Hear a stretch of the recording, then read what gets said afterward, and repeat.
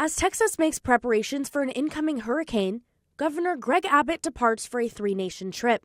Lieutenant Governor Dan Patrick will be acting governor as Abbott leads an economic development mission to Taiwan, South Korea, and Japan until July 13th. If you're along the coast from Brownsville to the Louisiana border, pay attention to this storm because you have about 2 days, the rest of today and tomorrow and some of Sunday, to prepare when it hits on Monday. Beryl made landfall in Mexico, just north of Tulum, as a Category 2 hurricane on Friday, with sustained winds reaching 110 miles an hour.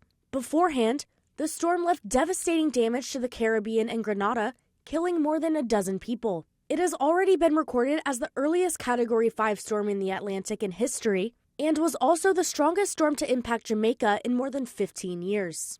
The National Weather Service says there's an increasing risk of strong winds, storm surge, and heavy rainfall in northeast Mexico and South Texas late this weekend. Forecasters also warn of rip currents threatening beach conditions across much of the Gulf Coast. With many people on vacation during the 4th of July weekend, officials emphasize they need a prepared community, not a panicked community. If you're along the coast, again, if you have family and friends that are vacationing on the coast, text them, make sure they pay attention, but tell them about the rip currents. You always hear about it, but the rip currents are going to be really bad. Meanwhile, those more inland are advised not to sit and relax. Despite being far from the coast, the storm is expected to bring heavy flooding. Tropical Storm Beryl is projected to become a hurricane again before reaching Texas. Taylor Tinsley, One America News.